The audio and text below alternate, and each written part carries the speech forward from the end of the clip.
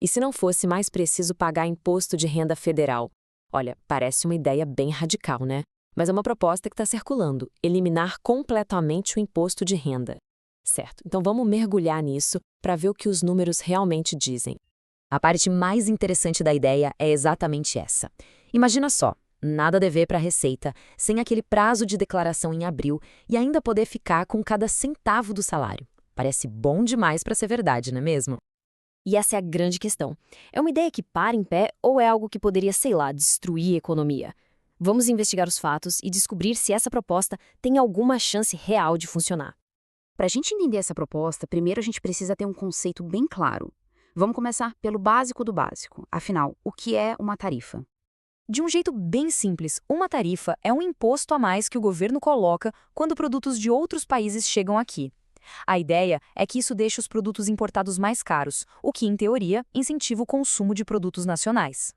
E essa analogia da TV ajuda a entender perfeitamente.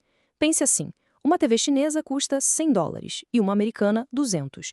Com uma tarifa de 100%, as duas passam a custar $200. O efeito é duplo, o produto nacional fica mais competitivo e o governo ainda arrecada com essa tarifa. Financiar o governo usando tarifas não é nenhuma novidade, viu? Na verdade, se a gente olhar para trás, para a história, vai ver que essa já foi a principal forma de arrecadação do governo.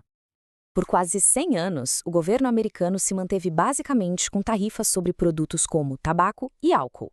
Mas aí, durante a Guerra Civil, criaram um imposto de renda temporário. Ele até foi revogado, mas voltou com tudo na Primeira Guerra Mundial, porque era visto como uma fonte de grana muito mais estável e confiável do que as tarifas, que variavam demais com a economia. Ok, deixando a história um pouco de lado e voltando para os dias de hoje. Para saber se essa ideia funciona agora, a gente precisa olhar para os números atuais do orçamento. E pode acreditar, eles são gigantescos. E aqui a gente vê o tamanho do desafio. O governo gasta mais de 6 trilhões de dólares por ano.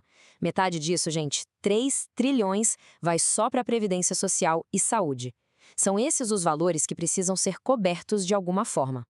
E aqui está o número principal. Hoje, o imposto de renda pessoal gera, sozinho, uns 2,2 trilhões de dólares. Esse é o valor exato que as tarifas teriam que substituir. Isso no mínimo. E quando a gente compara as fontes de receita, nossa, aí fica claro o tamanho do buraco. O que se arrecada hoje com tarifas, que é uns 100 bilhões de dólares, é uma migalha perto dos 2,2 trilhões do imposto de renda. A diferença é simplesmente absurda. Para ter uma ideia, a arrecadação com tarifas teria que aumentar 22 vezes.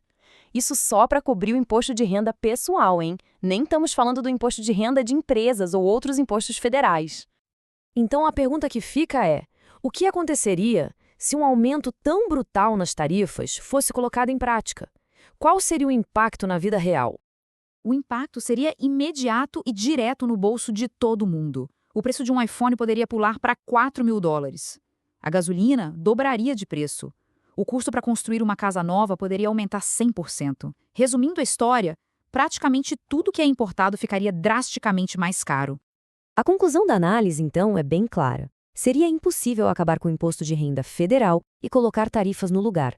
O motivo é simples: o governo gasta dinheiro demais, e a receita das tarifas nunca, jamais, chegaria perto de cobrir essa despesa toda. Isso tudo nos leva a uma questão um pouco diferente. Se a solução proposta não funciona, talvez o foco devesse estar no problema por trás de tudo, aquele que alimenta essas ideias: o nível absurdo de gastos e de desperdício do governo. E os exemplos de desperdício são de cair o queixo: 3 milhões de dólares para estudar briga de hamster, 75 mil para soprar lagartos com soprador de folhas, $500 mil para manter um banheiro que ninguém usa desde 2017. E o pior, 2,7 trilhões em erros de pagamento. Quando a gente vê números assim, fica bem fácil de entender de onde vem tanta frustração e essa vontade de uma mudança radical, né? E isso nos deixa com essa reflexão final. Se trocar o imposto de renda por tarifas não é a resposta, então, qual é? O que realmente vai ser preciso para enfrentar a dívida nacional que não para de crescer e esse ciclo de gastos sem fim? Essa é a pergunta que realmente importa.